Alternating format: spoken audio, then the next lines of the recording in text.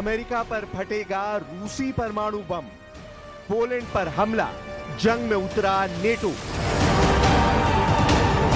3.5 साल से ज्यादा की रूस यूक्रेन जंग अब पूरी तरह से विश्व युद्ध में बदल चुकी है। हालात यह है कि नेटो देश पोलैंड डंके की चोट पर कह रहा है कि रूस ने पोलैंड पर ड्रोन से हमला किया है, तो अब नेटो के 32 देश मिलकर रूस से हमले का बदला लेंगे। हालात ये हो गए हैं कि एक तरफ रूस को कमजोर करने के लिए और हराने के लिए अमेरिका भारी प्रतिबंध और टैरिफ का सहारा ले रहा है, तो वहीं जर्मनी, फ्रांस, ब्रिटेन और पोलैंड जैसे नेटो देशों में घातक हथियार, लड़ाकू जेट और लंबी दूरी के ड्रोन से रूस पर बड़े हमले की तैयारियां शुरू हो चुकी हैं।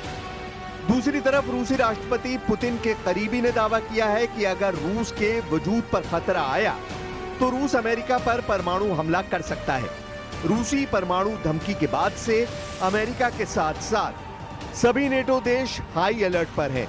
रूस के करीबी बाल्टिक देश लिथुआनिया, एस्टोनिया और लात्विया में हजारों सैनिक बॉर्डर पर पहुंच रहे हैं। इधर ब्रिटेन के पीएम कीर स्टारमर ने ऐलान कर दिया है कि हम मिलकर पोलैंड पर रूसी ड्रोन हमलों का बदला लेंगे। कुल मिलाकर हालात ये हो गए हैं कि अब यूक्रेन जंग के साथ साथ वर्ल्ड वॉर की तैयारी भी शुरू हो चुकी है। परमाणु हमले को तैयार रूस, पहला टारगेट अब अमेरिका। जैसे ही पोलैंड ने दावा किया कि रूस ने पोलैंड में घुसकर ड्रोन हमले किए हैं, उसके बाद से नेटो देशों ने यह मान लिया है कि रूस अब यूक्रेन के साथ साथ नेटो देशों से सीधा युद्ध करना चाहता है।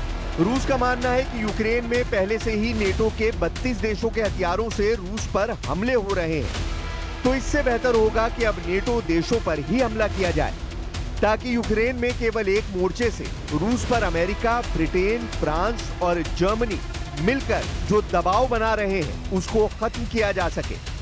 पुतिन के करीबी मीडिया हस्ती को यह मौका अमेरिका के वित्त मंत्री स्कॉट बेसेंट ने दिया है, जो रूस पर बेहद सख्त प्रतिबंध और टैरिफ लगाना चाहते हैं। पुतिन के एक करीबी मीडिया हस्ती ने दावा किया है कि अगर राष्ट्रपति ट्रंप के इशारे पर अमेरिका के वित्त मंत्री स्कॉट बेसेंट ऐसा कोई कदम रूस के खिलाफ उठाते हैं तो फिर रूस हर हाल में अमेरिका में परमाणु धमाका कर सकता है। रूसी सरकारी टेलीविजन पर प्रस्तुतकर्ता और पुतिन के करीबी सहयोगी व्लादिमीर सोलोयोव ने अमेरिका को सीधी परमाणु धमकी दी है। ये जानकारी पत्रकार जूलिया डेविस द्वारा ऑनलाइन पोस्ट किए गए एक वीडियो से मिली, जो रूसी मीडिया के क्लिप के साथ साझा की गई है। व्लादिमीर सोलोयोव ने दो टूक कहा है कि वो कहते हैं कि रूस पर प्रतिबंध लगने के बाद रूसी अर्थव्यवस्था तबाह होगी, तो हम बातचीत की मेज पर बैठेंगे। हम आपको बता दें कि हम अपने परमाणु हथियार से हमला करेंगे और बस। व्लादिमीर सोलोयोव ने फिर दोहराया, हम हमला करेंगे और बस। व्लादिमीर सोलोयोव ने कहा कि उनका मानना है कि यूरोप रूस के खिलाफ युद्ध की तैयारी कर रहा है और मॉस्को को कठोरता और भयंकर तरीके से लड़ना चाहिए।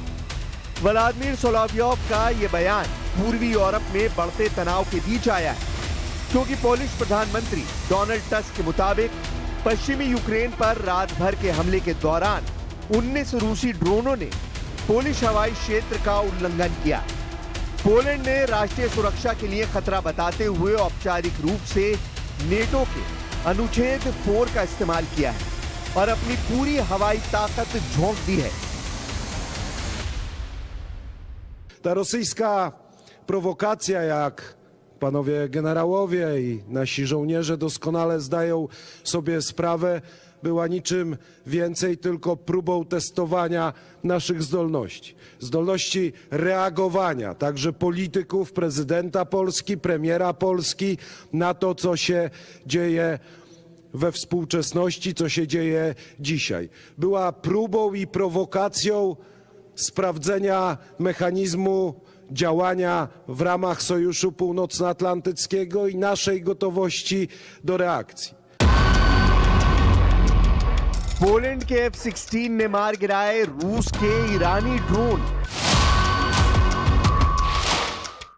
इधर दूसरी तरफ पोलैंड ने अपने F-16 जेट से रूस के ईरानी ड्रोन शाहिद 136 को हवा में ही मारना शुरू कर दिया है, जिसे रूस ने बर्बर हमला कहा है। रूस ने दावा किया है कि रूसी ड्रोन हमलों का टारगेट यूक्रेन था, ना कि पोलैंड। रूस ने ऐलान किया है कि पोलैंड को रूसी हथियारों पर हुए हमलों का जवाब देना होगा और रूस इसका कड़ा जवाब देगा। गौर करने वाली बात यह है कि अमेरिका को रूस की तरफ से परमाणु धमकी और यूक्रेन के साथ साथ पोलैंड का दूसरा जंगी मोर्चा इस युद्ध को बेहद भयानक और सर्वनाशी बनाने जा रहा है, क्योंकि पुतिन ने भी एक हफ्ते पहले ही बयान दिया था कि अगर रूस के खिलाफ यूरोप ने और मोर्चा खोला तो रूस न सिर्फ बड़ी जंग से यूक्रेन पर कब्जा कर लेगा, बल्कि यूरोप और नेटो देशों को भी कड़ा जवाब देगा।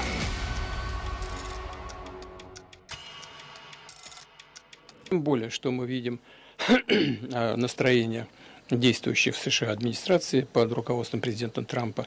Видим их не просто призывы, а искреннее желание найти это решение. И этот, мне кажется, есть определенный свет в конце тоннеля. Посмотрим, как будет складываться ситуация. Если нет, то нам придется решить все поставленные перед нами задачи вооруженным путем. तीसरा विश्व युद्ध शुरू, परमाणु जंग से युद्ध का फैसला। यह अंदाजा लगाना बेहद मुश्किल है कि अगर परमाणु जंग छिड़ी तो कौन सा देश जीतेगा। लेकिन इस वक्त रूस ने अपने तेवरों से साबित कर दिया है कि रूस यूक्रेन में अपना मिशन पूरा करने के लिए किसी भी हद तक जाने को तैयार है। हम आपको रूस के राज्य परमाणु ऊर्जा निगम रोसाटॉम के महानिदेशक अलेक्सी लिखाचेव का वो बयान दिखाते हैं जो साबित करता है कि रूस ने बड़ी परमाणु जंग की तैयारी पूरी कर ली है। रूस के सरकारी परमाणु निगम के चीफ ने डंके की चोट पर कहा है कि दुनिया की सबसे बड़ी परमाणु शक्ति यानी रूस के सामने बेहद भीषण खतरे हैं। इन्हीं खतरों को देखते हुए आने वाले सालों में रूस की परमाणु सुरक्षा को और मजबूत किया जाना चाहिए। रूस और अमेरिका अपने परमाणु शस्त्रागार को उन्नत कर रहे हैं, जिसमें आने वाली परमाणु सशस्त्र मिसाइलों का पता लगाने और उन्हें रोकने के लिए इस्तेमाल की जाने वाली प्रणालियां भी शामिल हैं। ठीक उसी तरह जैसे चीन अपनी परमाणु क्षमता को ब्रिटेन और फ्रांस से कहीं आगे बढ़ा रहा है। रूसी सरकारी समाचार एजेंसी RIA ने अलेक्सी लिखाचेव के हवाले से कहा, वर्तमान भू राजनीतिक स्थिति में हमारे देश के अस्तित्व के लिए भारी खतरे हैं। इसलिए परमाणु कवच, जो एक तलवार भी है, हमारी संप्रभुता की गारंटी है।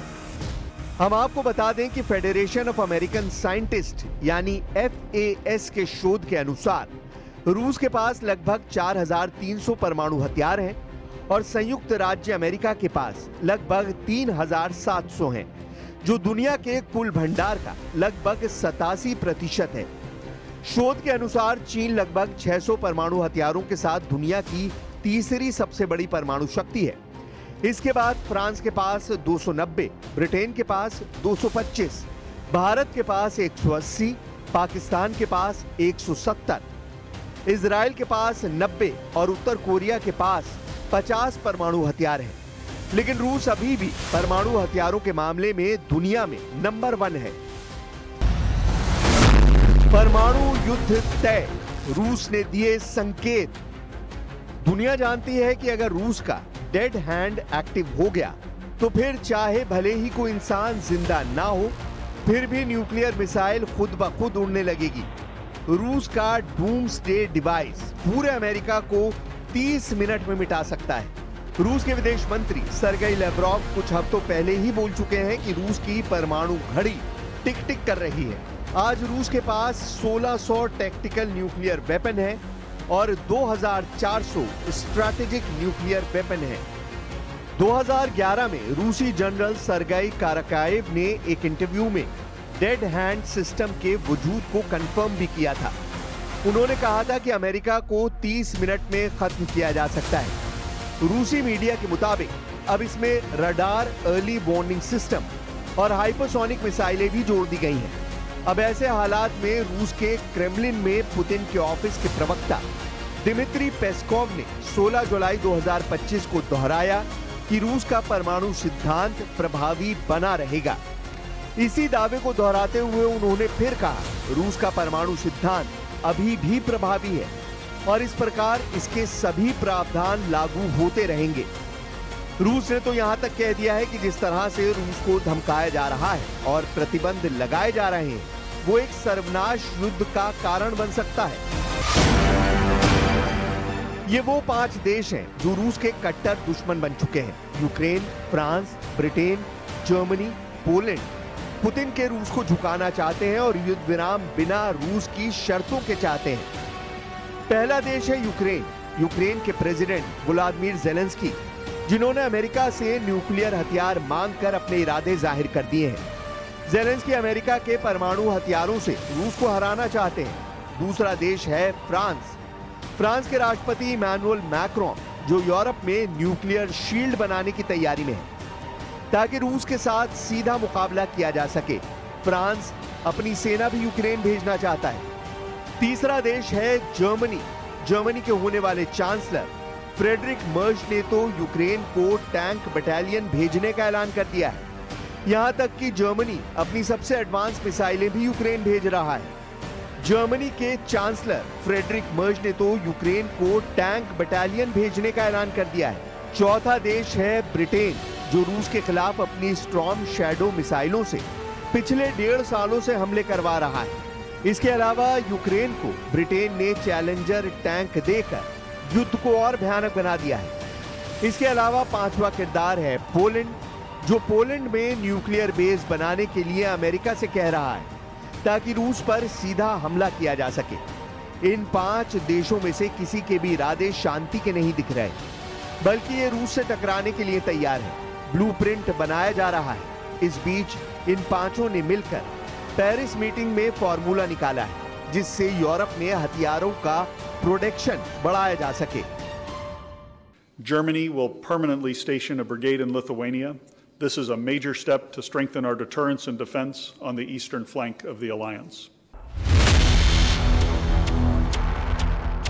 इस बीच यूक्रेन पर रूस के हमलों में 15 गुना तेजी आ चुकी है। यूक्रेनी राष्ट्रपति व्लादिमीर ज़ेलेंस्की ने एक्स पर एक पोस्ट में कहा कि रूसी सेना ने पूरे यूक्रेन में 415 ड्रोन और 40 क्रूज और बैलिस्टिक मिसाइलों से बड़े पैमाने पर हमला किया है। ज़ेलेंस्की ने बाद में एक पोस्ट में कहा कि यूक्रेनी सेना ने 380 से ज्यादा रूसी ड्रोन नष्ट कर दिए, जिसमें कम से कम 250 शाहिद ड्रोन शामिल थे। रूस की सरकारी समाचार एजेंसी टास की रिपोर्ट के मुताबिक रूसी रक्षा मंत्रालय का दावा है कि रूसी सेना ने 24 घंटे में 225 यूक्रेनी ड्रोन और एक गाइडेड मिसाइल को मार गिराया है। अब देखना होगा कि ऐसे हालात में रूस यूक्रेन के साथ साथ नेटो देशों से कैसे निपटता है, जो अब रूस से जंग की तैयारी युद्ध स्तर पर कर रहे हैं।